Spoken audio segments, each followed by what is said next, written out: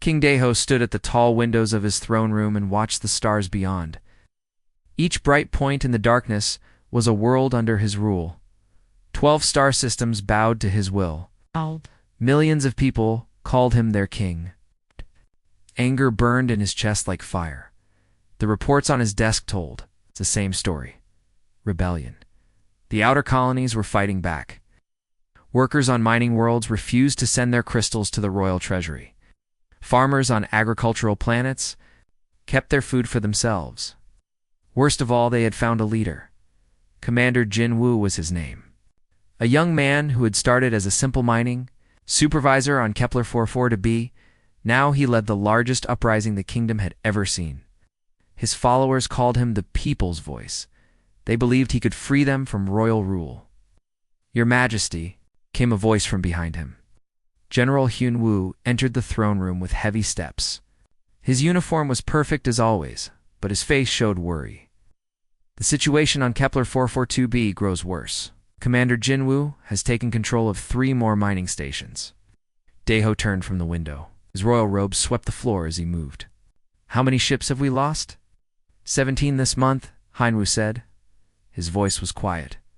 "The rebels know our patterns. They strike fast and disappear into the asteroid fields. Our pilots cannot catch them. The king's hands formed fists. Then we send more ships. We send everything. My king, if we move all our forces to one world, the other colonies might rebel too. We need to think carefully about this." Daeho walked to his throne and sat down hard. The golden chair was carved with images of his victories, but those victories felt empty now. What good was ruling 12 star systems if the people hated him? "There must be another way," he said. "Something that will end this quickly." General Hyunhwa looked uncomfortable. "Perhaps we should consider talking to them. Find out what they want." "Talk." Daeho's voice rose. "I am the king. I do not talk to rebels. I crush them." The doors to the throne room opened again. Dr. Murray walked in with careful steps. She was old, with gray hair and tired eyes. She had spent her whole life studying ancient ruins and forgotten civilizations. The king kept her around because her knowledge sometimes proved useful. "Your Majesty," she said with a bow, "I heard you discussing the rebellion." "Yes, and I suppose you have some ancient wisdom that will solve my problems?" Dr. Murray looked nervous. "Actually, sir, I might. But I must warn you, it could be very dangerous." The king leaned forward in his throne. "Explain." "In the old Primarch ruins, we found something. Device. The texts call it a summoning beacon. According to the translations, it can call forth guardians from beyond the stars."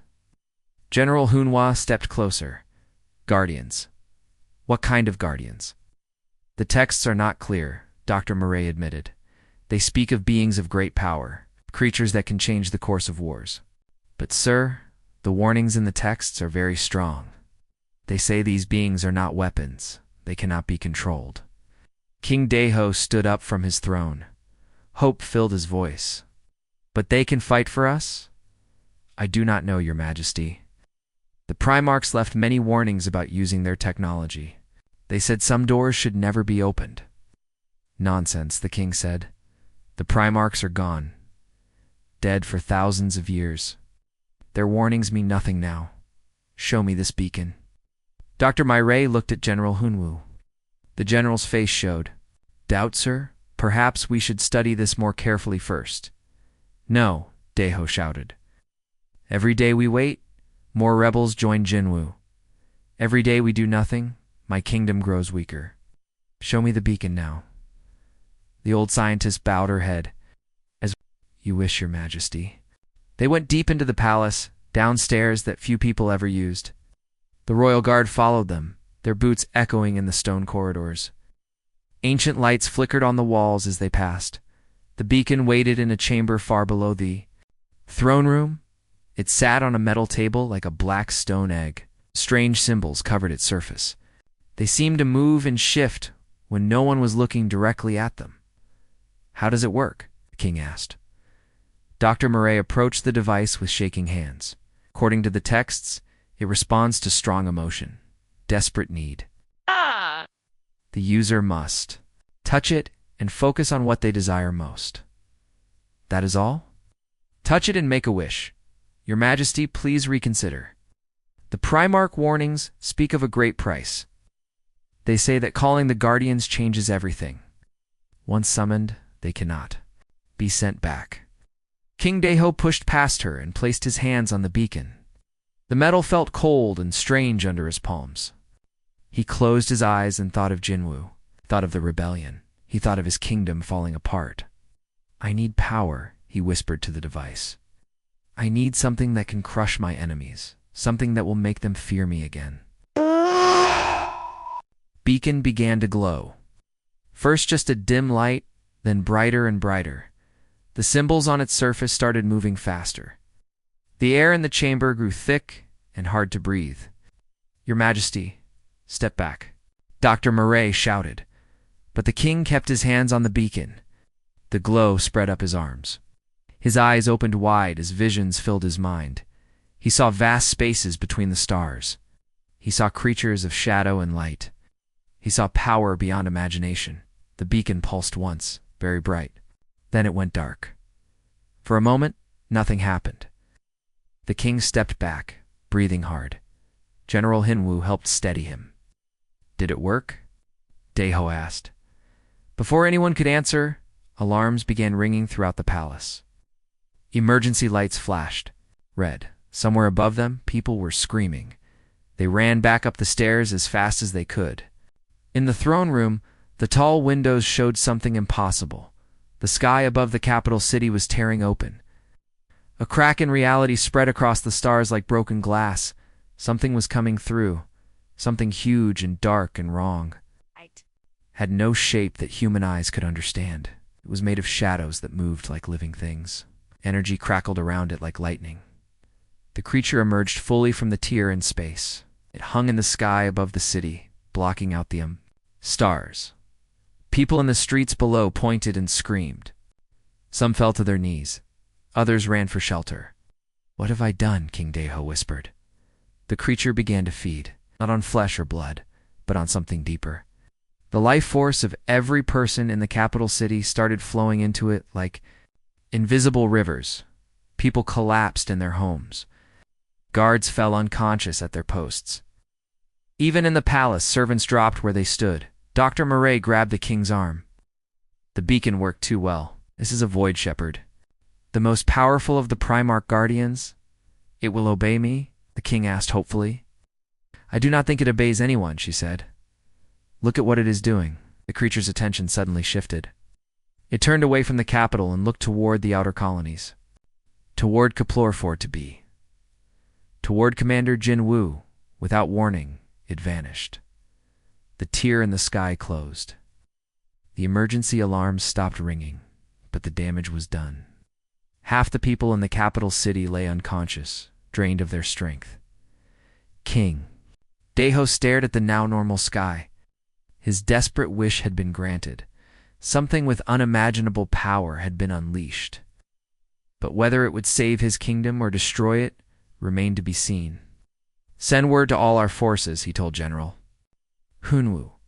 Tell them to watch Kepler-4 to be carefully. If this creature does what I hoped, the rebellion will end tonight. Dr. Murray looked at the readings on her instruments. The energy signatures were unlike anything she had ever seen. Whatever the king had summoned, it was heading straight for the rebel leader. She only hoped that when it arrived, there would still be something left to save. Commander Jinwu crouched behind a metal barrier as laser fire blazed overhead. The royal forces had found their hidden base again. 3 dropships circled the mining station like angry wasps, pouring fire down on the rebel positions. Many soldiers this time? He shouted to Yona, his second in command. She pressed herself against the wall beside him. Her pilot helmet cracked from a near miss. At least 200, she called back. They brought heavy weapons too. Plasma cannons and siege breakers. Jinwu checked his rifle. Only half a power cell left. Around him, his fellow miners turned soldiers were running low on everything. Food, ammunition, hope. They had been fighting the king's forces for months now, and each battle grew harder. Commander, Young rebel named Minho ran toward them, keeping low. The royal ships are moving into bombardment position. They are going to blast the whole station. This was it then. Ginwu had always known this day would come. When the king finally decided that destroying the mining station was better than losing it to rebels, all the people who believed in him, who followed him, would die because he had dared to fight back. He was about to give the order to evacuate when the sky changed. It started as a small dark spot high above them, like a cloud, but wrong somehow. The spot grew larger and larger until it blocked out the sun. The royal dropship stopped firing and began backing away from the station. "What is that?" Yona whispered. The dark shape was massive beyond belief. It hung in the sky like a living shadow, bigger than the largest spaceship ever built. Parts of it seemed solid, while other parts moved like smoke. Energy danced around its edges in colors that had no names. Then it spoke, faint with words, but directly into their minds. The voice was vast and cold and ancient. "I am the guardian. I am the protector. I have come." Every person on Kepler 442b fell unconscious in that moment. Every person except Jinwoo. He stood alone among the bodies of his friends, looking up at the impossible creature. The royal dropships hung motionless in the air, their pilots slumped over their controls. Even the birds had fallen from the sky, but Jinwoo remained awake, more than awake. He felt more alive than he ever had before. The creature descended toward him. As it came closer, he could see that it was not really solid. It was made of energy and thought, and something else that his mind could not understand. It settled around the mining station like a living dome, creating a barrier between the rebels and the royal forces. "Why?" Jinwoo asked out loud. "Why are you protecting me?" The creature did not answer with words. Instead, images filled his mind. He saw vast battles between the stars, saw humans fighting against things that came from beyond the galaxy. He saw himself as part of something much larger and more important than a simple rebellion. One by one, the rebels began to wake up. Dr. Suman was the first. She was a scientist who had joined the rebellion when the king's forces destroyed her research station. She sat up slowly, looking around with confused eyes. "Jinwoo, what happened? Why is everything so dark?" He helped her to her feet. Above them, the creature's form blocked out most of the sky. "I think we have a new ally," he said, though I do not understand why. Dr. Suman stared up at the being with wonder and fear. "It is incredible. Look at the energy patterns. It is not any kind of technology I have ever seen." More rebels were waking up now. They gathered around Jinwoo, all looking up at their strange protector. Some were afraid. Others seemed amazed. All of them had questions that no one could answer. "Commander," Yona said as she got to her feet, "look at the royal ships." The dropships were trying to leave, but they could not. Some invisible force held them in place. One pilot fired his weapons at the creature, but the energy beams simply disappeared when they touched the living shadow. Then the creature acted. It reached out with tendrils of pure force and began crushing the royal ships like tin cans. The metal screamed as it was twisted and broken. But the creature was careful. It made sure the pilots escaped in their emergency pods before destroying their vessels. "It is not trying to kill them," Dr. Suman observed. "Could have destroyed everything instantly, but it is being gentle." The emergency pods fell safely to the ground near the mining station. The royal soldiers climbed out, looking scared and confused. They raised their weapons, but the guns would not fire. The creature had somehow disabled them. "What do you want?" One of the soldiers shouted up at the creature. The being's voice filled everyone's mind again. "I protect the chosen one. I guard the keeper of the future. None may harm him while I watch." All eyes turned to Jinwoo. He felt heat rise in his cheeks. "I do not understand this any more than you do." Dr. Suman pulled out her portable scanner and pointed it at the creature. The readings made no sense. "Commander, this being is not from our reality. The energy signatures are completely unknown. Whatever it is, it comes from somewhere far beyond our understanding." Over the next few hours, more royal ships arrived. Cruisers and battleships, the pride of the king's fleet. They took up positions around the planet and began preparing for a massive bombardment. But every weapon they fired was absorbed harmlessly by the creature. Every missile disappeared into its form without causing damage. Every energy beam was swallowed up like sunlight falling into a black hole. The creature grew larger with each attack, as if feeding on the energy directed at it. Soon it covered half the sky above the mining station. "Status report," came a voice from the royal communication channels. The rebels had been monitoring the king's forces since the fighting began. "Sir, our weapons have no effect," replied a ship captain.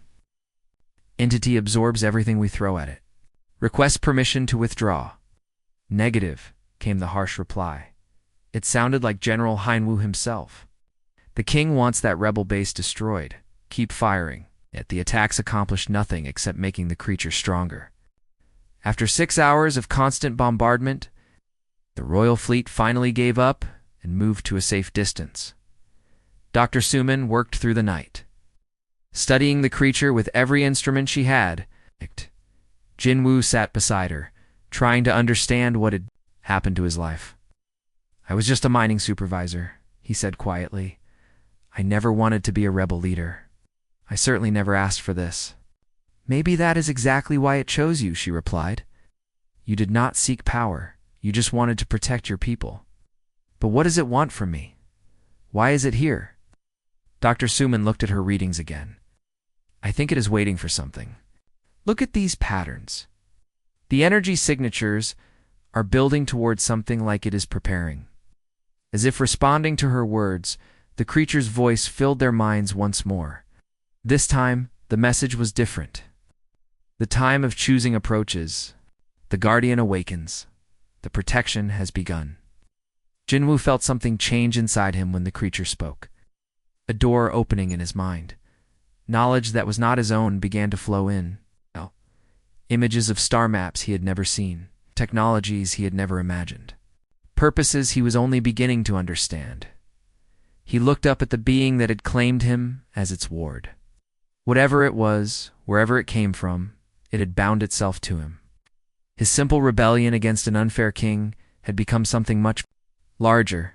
The creature pulsed with gentle light as if sensing his acceptance. Around them, the other rebels watched in awe as their leader began to change, not in body, but in presence. In understanding, the interstellar beast unleashed by King Daeho had found its purpose. And Jinwoo was beginning to realize that his own purpose was far greater than he had ever dreamed. Dr. Murray sat in her private laboratory far from the royal palace. The research station orbited a dead planet at the edge of the kingdom. Here, she could work without the king watching her every move. Here, she could search for the truth. Her young assistant Taeyeon brought her another cup of tea. His hands shook as he set it down. They had both been working without sleep for 3 days, ever since the creature appeared over Kepler 4 for to be. "Doctor, I found something," he said. His voice was tired but excited. "Look at this text fragment." He showed her a holographic display of ancient Primarch writing. Symbols glowed blue in the dim light of the laboratory. Dr. Murray put on her reading glasses and studied the words carefully. "These are not guardians," she read slowly. "These are shepherds. They guide the chosen ones toward their destiny." "But what destiny?" Taeyeon asked. "The texts are so unclear about everything." Dr. Murray scrolled through more of the ancient records.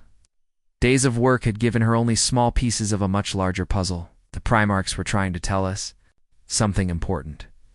But they wrote everything in riddles and symbols. She touched another section of the text. New words appeared on the display. "The blood carries the memory. The genes hold the key. Only those who came before can return to. Save what comes after." Taeyeon frowned. "What does that mean?" "I think," Dr. Murray said slowly, "the Primarchs were not aliens at all. I think they were human." The young man stared at her. "That is impossible. The ruins are thousands of years old. Humans did not have that kind of technology back then." "Not back then," she agreed. "But what if they were humans from the future? What if they traveled back in time?" The idea seemed crazy, but the more Dr. Murray thought about it, the more sense it made. The Primarch technology was far beyond anything humans had now, but it was still recognizably human in design. The writing system used patterns that matched human thought processes. If that is true, Taeyeon said, then the people they were trying to protect, would be their own ancestors, Dr. Murray finished. Humans with specific bloodlines. Specific genetic markers that the Primarchs knew were important. Meanwhile, on Kepler 442b, Jinwoo was having strange dreams. He saw himself standing in a vast hall filled with machines he did not recognize. People in strange clothing worked at control panels that glowed with soft light. But these were not aliens. They were humans, just like him. In the dream, one of them turned to look at him. The person had Ginwoo's own face, but older and wiser. "You are the seed," the older Ginwoo said. "We are the tree that grew from you. Everything we became, everything we learned, we send back to you now." Jinwoo woke up in his small quarters at the mining station. Outside his window, the creature still covered the sky like a living dome. Its presence had become familiar now, almost comforting. Dr. Suman knocked. On his door? "Commander, you need to see this."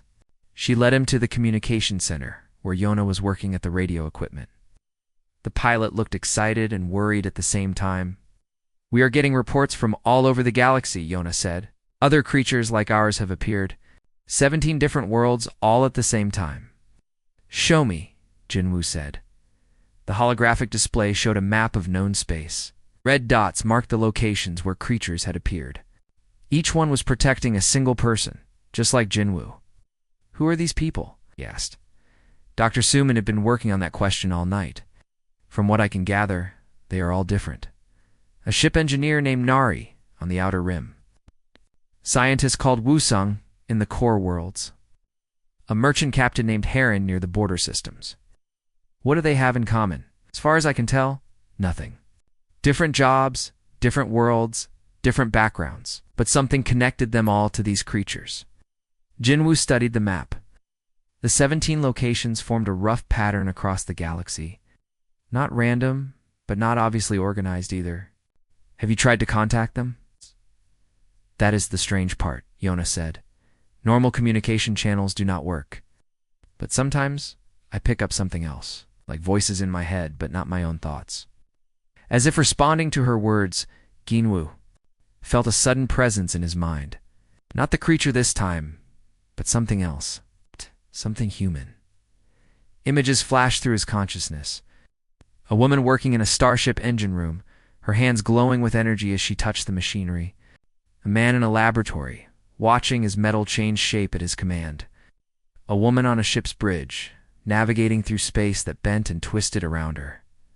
"I can see them," he whispered, "the other chosen ones. We are connected somehow." Dr. Suman grabbed his arm. "What do you see? They have abilities. Powers that should not be possible. The creature is not just protecting them, it is changing them."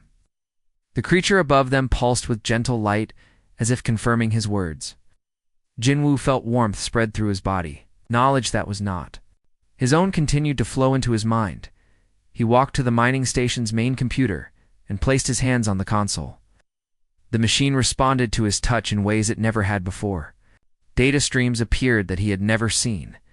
System functions that were hidden from normal users. "How are you doing that?" Dr. Suman asked in amazement. "I do not know," Jinwoo admitted. "But I understand now why the creature came to me. I am being prepared for something." Back at the royal palace, King Daeho was losing his mind. Reports flooded in from across his kingdom. The creature above Kepler 44 to be had made every attack impossible. Worse, other similar beings had appeared throughout the galaxy. His military advisors told him that conventional weapons were useless. "Bring me Dr. Murray," he ordered General Hyunwoo. "Sir, she is not in the palace." She requested permission to study the ancient texts at the outer research station. "Then bring her back. I need answers." But General Hyunwoo was beginning to have doubts about his king. The man who had once been a strong leader was becoming desperate and irrational. His orders made less sense each day. "Your Majesty, perhaps we should consider that these creatures are not our enemies. They have not attacked any civilian targets. They only respond when we threaten the people they protect. They are my people, Deho shouted. Every human in this galaxy belongs to me. I will not have some alien monsters deciding who lives and who dies. But sir, what if Dr. Murray is right? Ow. What if these beings are trying to help us? The king's eyes burned with rage. Help us. They are destroying my kingdom. Every day that passes, more worlds question my authority. If I cannot control these creatures, I will lose everything. He began pacing back and forth across the throne room. Contact our allies, the Korthok Empire, the Zentari Confederation. Tell them I will trade them human worlds in exchange for weapons that can destroy these monsters. General Hyunwoo felt cold fear in his stomach. Sir, you cannot mean that. You would give away human worlds to aliens? I would give away everything before I let some upstart miner and his pet monster take my throne. The general realized that his king had gone completely mad. The man he had served faithfully for 20 years was willing to betray his own species to maintain power. Meanwhile, Dr. Murray made a discovery that changed everything. Deep in the Primarch database, she found a hidden file. It was protected by codes that took her computer 3 days to break. When she finally opened it, she gasped, Taeyeon, come quickly. The young man ran to her workstation. On the screen was a star map showing the location of Earth, humanity's birth world. But this map was labeled with Primarch symbols. They knew. About Earth, Dr. Murray whispered. The Primarchs knew exactly where humans came from. What does the text say? She read the translation slowly. The first children will face the final test. The devourers from beyond the edge come to consume all reality. Only the shepherds can guide them to victory. Devourers? What are devourers? Doctor. My ray scrolled through more of the file. Images appeared of things that hurt to look at. Creatures made of emptiness and hunger that consumed entire stars. I think, she said with a shaking voice, the Primarchs were trying to warn us about something terrible. Something that is coming to destroy not just our galaxy, but everything that exists. The pieces were beginning to fit together. The creatures were not weapons unleashed by a mad king. They were guardians sent by humanity's own future to prepare for a war that had not yet begun. And Jinwoo, the simple mining supervisor who had become a rebel leader, was somehow the key to humanity's survival. Dr. Murray stared at the ancient Primarch display with growing horror. The images showed vast dark shapes moving between the stars. They were not ships or creatures in any normal sense. They were holes in reality itself, consuming everything they touched. Taeyeon, look at this timeline, she said, pointing to symbols that glowed red on the screen. According to the Primarch calculations, these devourers will reach our galaxy in less than a century. Her young assistant leaned closer to read the text. But doctor, if the Primarchs knew this was coming, why did they not stop it themselves? Because they could not, Dr. Murray replied. Look here, the Primarchs were the survivors of the first Devourer attack. They escaped back through time to give their ancestors the tools needed to fight. The truth was becoming clear. The Void Shepherds were not just guardians.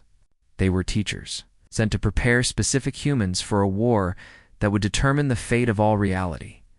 She began recording a message to send to Jinwoo and the other chosen ones. But before she could finish, alarms began blaring throughout. The research station, Doctor. Taeyeon shouted from the observation deck, royal ships are approaching. A whole fleet. Through the window, Dr. Murray could see dozens of warships surrounding the station. Their weapons were powered up and ready to fire. At the head of the fleet was King Daeho's personal command ship. This is King Daeho, came a voice over the communication. System, Dr. Murray. You will return to the capital immediately. You have information that belongs to the crown. Dr. Murray grabbed her data crystals and research files. Taeyeon, activate the emergency transmission array. Send everything we have discovered to Kepler 44 to be. But doctor, if we transmit now, the king will know what we found. It does not matter. People need to know the truth. She began uploading the files when the ship shook violently. The royal fleet had opened fire on the research station's communication array. Sparks flew from the control panels as the systems overloaded. Transmission incomplete. Taeyeon reported. Oh. Only half the data got through. The laboratory moments later, they wore full battle armor and carried weapons designed to kill, not capture. Dr. Murray raised her hands in surrender, but she was not afraid. The truth was already spreading. On Kepler-4 for Tubi, Jinwoo received the partial transmission just as he was beginning to understand his new abilities. The creature above them had been teaching him to interface with ancient Primarch technology hidden throughout the mining station. Dr. Suman helped him decode the files. Commander, this changes everything. The creatures are not here to help us. Fight the king. They are preparing us for something much worse. Jinwoo studied the images of the Devourers. Even looking at them made his mind hurt. They were wrongness, given form, emptiness that consumed light and life and hope. How long do we have? He asked. According to Dr. Murray's calculations, maybe 80 years before they reach our galaxy. But Commander, look at this part of the message. She pointed to a section of text that made Jinwoo's blood run cold. The Devourers have advanced scouts. They send small groups ahead to weaken their targets before the main force arrives. Psst. You think they are already here? Have been here for a long time? Look at King Daeho's recent actions. Does he seem like the same man who once brought peace to 12-star systems? Jinwoo thought about it. The king's increasing madness, his willingness to destroy entire worlds to maintain power, his alliance with hostile alien forces, it did seem like someone else was influencing his decisions. The creature above them pulsed with urgent light. Images flooded Jinwoo's mind. He saw the king's palace, but not as it appeared to normal eyes. Her tendrils of energy wrapped around the building like parasitic vines. Something was feeding on the people inside, growing stronger with each act of cruelty. In despair. The king is not mad, Jinwoo said with sudden understanding. He is infected. Something is controlling him. Dr. Suman looked at the readings from her instruments. That would explain the energy signatures we have been detecting from the capital. I thought it was just the aftermath of summoning the creature, but maybe it was something else. Yona burst into the command center, her face flushed with excitement. Commander, I have been in contact with the other Chosen Ones. They are all reporting the same thing. Their guardians are showing them hidden Primarch installations. What kind of installations? Weapons platforms, defense networks, communication, arrays. It is like the Primarchs left us a complete military infrastructure, but it has been sleeping until now. The creature's voice filled their minds. This time, the message was clearer than ever before. The awakening begins. The network activates. The shepherds guide their charges to the ancient places of power. Jinwoo felt a pull in his mind like a compass pointing toward something important. The sensation led him toward the deeper levels of the mining station, areas that had been sealed off for decades. Follow me, he told the others. They descended through maintenance tunnels and forgotten storage areas. The walls changed as they went deeper, from human-built metal to something older and stranger. Ancient Primarch symbols began appearing on the surfaces, glowing softly as Jinwoo approached. At the bottom of the station, they found a chamber that should not have existed. It was vast and filled with technology that hummed with quiet power. Crystalline structures grew from the floor like trees, pulsing with energy that matched the rhythm of Jinwoo's heartbeat. This is incredible, Dr. Suman whispered. These crystals are not just minerals. They are computing systems. Biological computers that have been growing here for thousands of years. Jinwoo approached the largest crystal formation. When he touched it, the entire chamber came alive. Holographic displays appeared in the air around them, showing star maps and weapon specifications and communication protocols. This is a command center, he realized, part of a network that spans the entire galaxy. The display showed him the locations of similar installations on other worlds. Some were active, their chosen guardians having already found them. Others remained dormant, waiting for their protectors to discover them. But the most disturbing display showed the advanced scouts of the Devourers. They had infiltrated dozens of worlds, including the capital of the human kingdom. They worked by corrupting leaders and spreading despair, weakening civilizations from within before the main force arrived. King Daeho is not the only one, Jinwoo said grimly. Look at these readings. Leaders throughout the galaxy are being influenced by these creatures. On the royal command ship, Dr. Murray was brought before King Deho in chains. But when she saw him up close, she gasped in horror. His eyes were completely black, like pools of emptiness. Dark veins showed through his pale skin, pulsing with unnatural energy. "You have been studying things that do not concern you," the thing wearing the king's face said. Its voice was layered with harmonics that hurt to hear. "You are not King Deho," Dr. Murray said. "What have you done with him? He invited us in with his anger and desperation. Now he serves a greater purpose." General Hunhua stood beside the throne, but his expression showed confusion and fear. He was beginning to realize that something was terribly wrong with his king.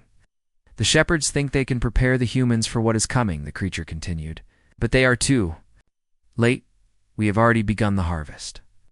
Soon, your species will be ready for consumption." Dr. Murray tried to stay calm. "The Primarchs defeated you before. We will defeat you again." The Primarchs ran away through time like frightened children. They saved only themselves while their civilization burned. You will not be so lucky. The creature raised its hand, and Dr. Murray felt darkness creeping into her mind. Ow. But before it could take hold, alarms began ringing throughout the ship. "Sir," a panicked officer reported, "massive energy signatures are appearing throughout the galaxy. The ancient installations are powering up." On the command display, lights began appearing on star maps across known space. The Primarch Defense Network was awakening after thousands of years of sleep. The creature wearing King Deho's face screamed in rage and frustration. Its carefully laid plans were being disrupted by forces it had thought long dead. In that moment of distraction, General Hyun Woo acted. He had served the real King Deho for 20 years and knew that this thing was not his master. He drew his sidearm and fired at the creature. The energy bolt passed harmlessly through the dark form, but it gave Dr. Murray the chance she needed. She broke free from her chains and ran for the escape pods. "Stop her!" the creature shrieked. But it was too late. Dr. Murray launched herself toward Kepler-4 for to be, carrying with her the knowledge that humanity's true enemy had been among them all along. The war for survival was about to begin, and the chosen ones would need to be ready. Dr. Murray's escape pod crashed hard on the surface of Kepler-4 to be. The creature above sensed her arrival and gently lowered a tendril of energy to lift her from the wreckage. She was bruised and shaken, but alive. Jin Woo and Dr. Suman rushed to meet her at the landing site. Her first words were urgent and frightening. "The king is not human anymore," she gasped. "Something dark has taken control of him. We are not just fighting a rebellion. We are fighting for the survival of our entire species." They brought her to the Primarch Command Center deep beneath the mining station. When she saw the ancient technology humming with life, her eyes filled with tears of relief. "It worked," she whispered. "The network is awakening. Maybe we still have a chance." Jinwoo helped her to a chair while Dr. Suman brought medical supplies. "Tell us everything," he said. Dr. Murray explained what she had discovered about the Devourers and their advanced scouts. She described how they corrupted leaders by feeding on negative emotions like anger, fear, and hate. "King Deho was the perfect target," she said. "His desperation made him vulnerable. But he is not the only one. These creatures have been spreading across the galaxy for decades, maybe longer." The holographic displays around them confirmed her words. Ow. Dark energy signatures appeared on star maps, showing infected worlds throughout human space. The corruption was spreading faster than anyone had realized. "How many of them are there?" Dr. Suman asked. "Too many," Dr. Murray replied. "But look at this." Activated a new display that showed the 17 chosen ones and their guardians. Each person was now connected to a Primarch installation. Energy flowed between the sites like a vast web of light. "The network is not just defensive," she explained. "It is designed to coordinate the chosen ones. Together, you have access to weapons and technologies that could fight the Devourers." Jinwoo studied the display, could feel the other chosen ones through their connection. Their thoughts and abilities were becoming clearer to him. There was Nari, the starship engineer whose guardian had taught her to communicate directly with artificial intelligences. Every computer system she touched became an extension of her mind. Wusong, former royal scientist, could now manipulate matter at the molecular level. His guardian showed him how to transform basic elements into whatever he needed. Heron, the merchant captain, had developed the ability to see possible futures. Her guardian helped her navigate not just through space, but through time itself. And there were 14 others, each with unique gifts that complemented the group. "We need to work together," Jinwoo said. "But how do we coordinate across such vast distances?" The creature above them pulsed with light, and suddenly Jinwoo felt the presence of all the other chosen ones in his mind. Not just their thoughts, but their abilities as well. For a moment, he could see through Nari's eyes as she worked in a starship engine room. He could feel Wusong's power as the scientist reshaped metal with his bare hands. "The Guardians are connecting us," he realized. "We are becoming something more than individual humans."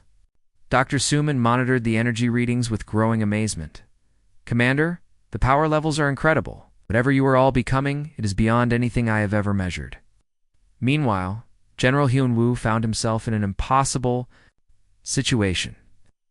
Half of the royal fleet remained loyal to what they thought was King Daeho. The other half had begun to suspect that something was wrong with their ruler. He stood on the bridge of his command ship, watching the thing that wore the king's face give orders to destroy entire worlds. The creature's patience was running out. It no longer cared about maintaining its disguise. "Sir," his communications officer reported, "we are receiving surrender offers from 12 colony worlds. They are willing to submit if we stop the attacks." "Destroy them all," the false king commanded. "Fear is the only language these rebels understand." General Hyun-woo had heard enough. "No," he said quietly.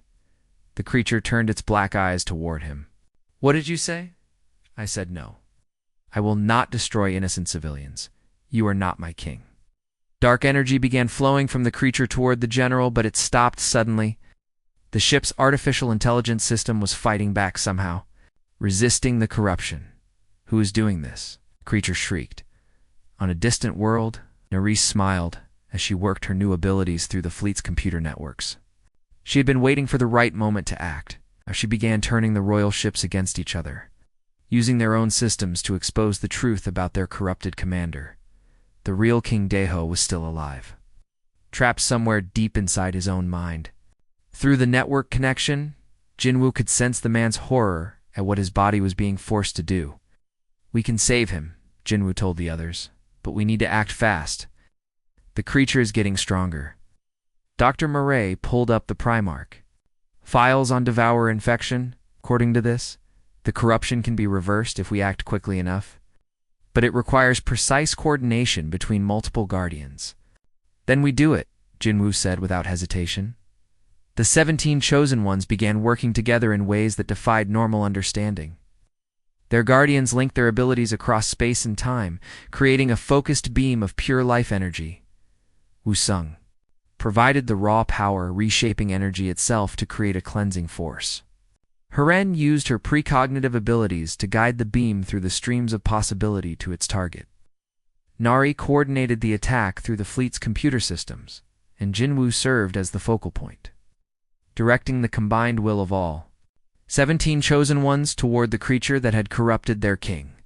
The beam struck the royal command ship like a spear of pure light.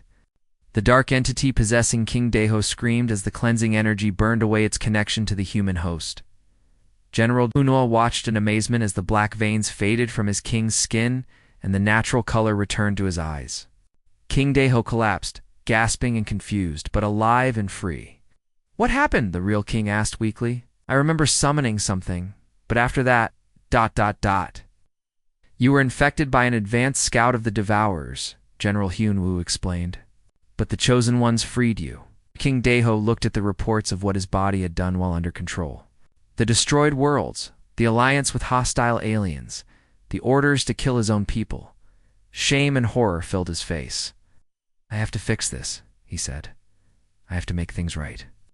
But even as they celebrated this victory, alarms began ringing. Throughout the galaxy, Primark early warning systems had detected something terrible at the edge of known space. The main Devourer fleet was arriving. Not in 80 years as predicted, but now. The advanced scouts had sent word that the galaxy was ready for harvest. Through the network, Jinwoo felt the approaching darkness. Ships, the size of moons, made of pure emptiness and hunger. They consumed entire star systems as they traveled, growing stronger with each world they devoured. "How long do we have?" Dr. Suman asked. The Primarch computers calculated trajectories and arrival times. The answer was terrifying. 6 months, Dr. Murray said quietly. Maybe less. Jinwoo looked up at his guardian, the creature that had protected him and changed him and prepared him for this moment. He could feel its ancient purpose burning in his mind like fire. "Then we finish what the Primarch started," he said. "We save our galaxy, or we die trying." The 17 Chosen Ones felt his determination through their connection. Across the galaxy, their guardians pulsed with agreement. The final battle was coming, and humanity would be ready. But first, they had to unite a fractured galaxy under a single banner. They had to convince billions of people to work together against an enemy that most could not even comprehend. They had to become more than human if they wanted humanity to survive. The Devourer fleet appeared at the edge of the galaxy like a spreading stain of darkness. Each ship was larger than a moon, made of twisted emptiness that hurt to look at. They moved slowly but steadily toward the core worlds, consuming every star system in their path. Jinwoo stood in the main command center on Kepler 44b, watching the holographic displays with growing dread. The Primarch defense network was fully active now, but even its awesome power seemed small compared to the approaching fleet. "How many ships?" he asked Dr. Suman. "The computers count over 3,000, she replied. "But Commander, each one is the size of a small planet. I do not think our weapons can destroy something that massive." King Daeho had arrived on Kepler 4 for 2b. The day before, along with General Hunwoo and the remnants of the royal fleet. The king looked older and sadder than before, the weight of his corruption heavy on his shoulders. "The outer colonies are evacuating," he reported, "but there is nowhere to run. These creatures consume entire star systems. Even if we flee to the far rim, they will eventually find us." Dr. Murray worked frantically at the Primarch computers, searching for any weapon or strategy that might help.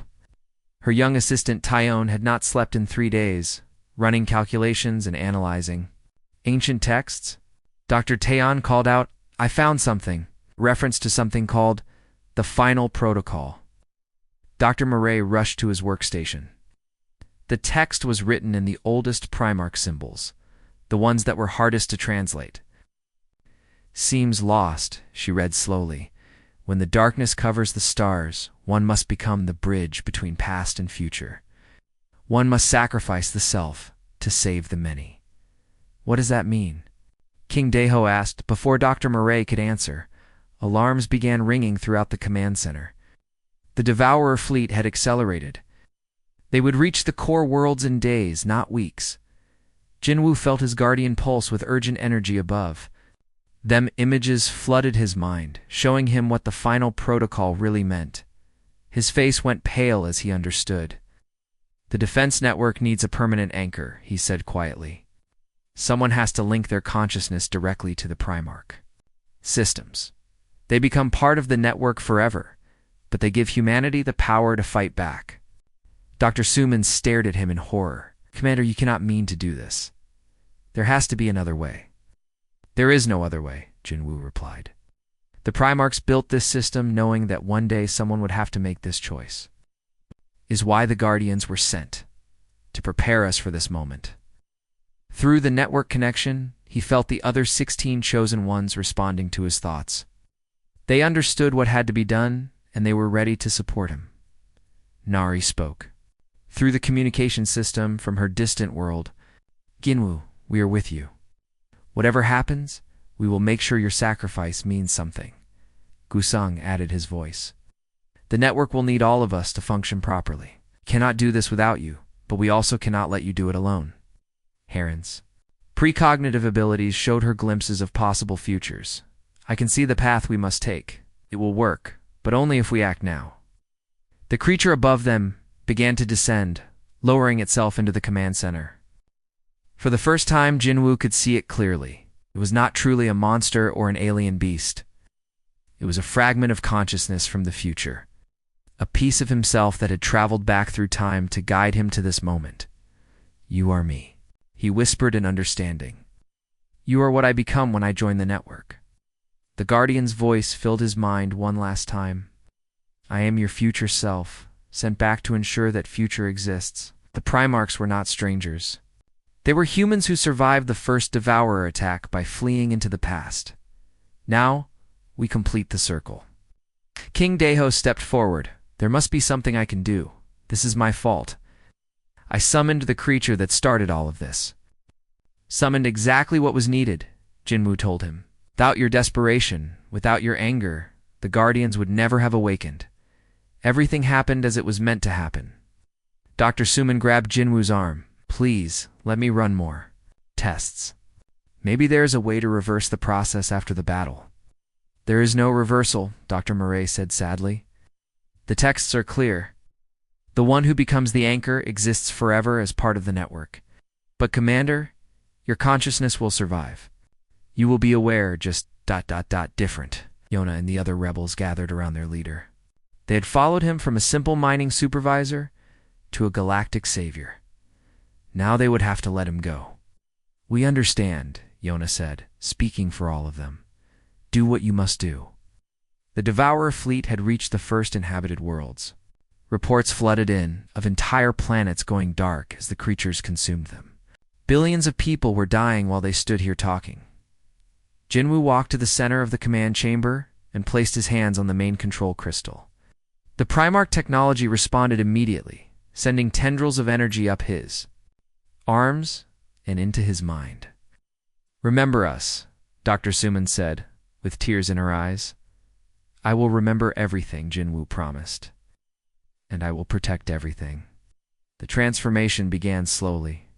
The crystal network spread throughout his body, replacing his biological systems with something beyond human understanding. But his mind remained clear and focused. Through the network, he felt the other 16 Chosen Ones linking their abilities. To his, Nuri provided the computational power to coordinate billions of weapons systems. Wusung supplied the energy to reshape matter on a galactic scale. Heron guided their attacks through the streams of time and possibility. Together, they became something greater than the sum of their parts. They became humanity's shield and sword combined. The ancient Primarch weapons came online across the galaxy. Defensive barriers that could stop reality and creatures snapped into place around populated worlds. Weapon platforms that had slept 4 millennia began firing beams of pure creation energy at the Devourer fleet. The battle was unlike anything that had ever been fought before.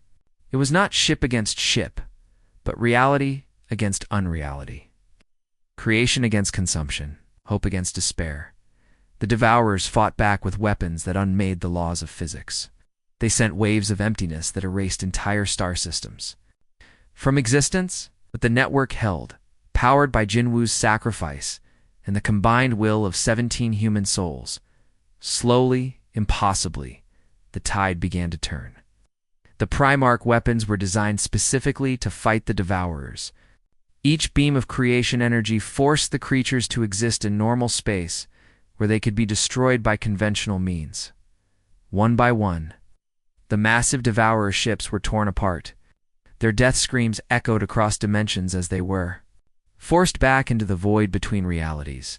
The battle lasted for 3 days. When it was over, the galaxy was saved, but forever changed. Jinwoo's physical body was gone, integrated completely into the crystal network.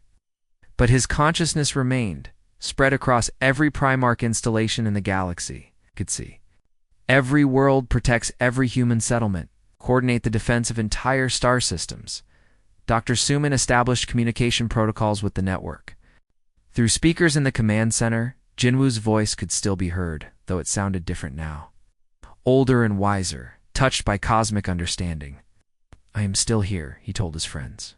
"Changed, but still me. I can see the future. Now, and it is bright. Humanity will spread across the stars in peace. We will explore new galaxies and make friends with species we have never imagined. King Deho, humbled by everything he had witnessed, established a new government based on cooperation rather than domination. The other 16 chosen ones became advisors and protectors. Using their abilities to help humanity grow and prosper, Dr. Murray founded a new school of Primarch studies, teaching future generations about the sacrifice that had saved them all. Her assistant, Tae-yoon, became her successor, ensuring that the knowledge would never be lost again. General Hyunwoo reformed the military into a force for exploration and protection rather than conquest. The soldiers who had once fought for a mad king now worked to build a better future for all. Humanity and high above Kepler-4 for 2B. In the space where the Guardian had once protected a simple mining supervisor, a new kind of aurora danced across the sky. It was beautiful and eternal, a reminder that sometimes the greatest love is expressed through the ultimate sacrifice. The interstellar beast unleashed by a desperate king had fulfilled its true purpose. The young rebel it had chosen to protect had become the eternal guardian of his entire species. In the final moments before the transformation was complete, Jinwoo had sent one last message to every human in the galaxy. We are ready. We have always been ready. The Guardians have come home. And they had forever.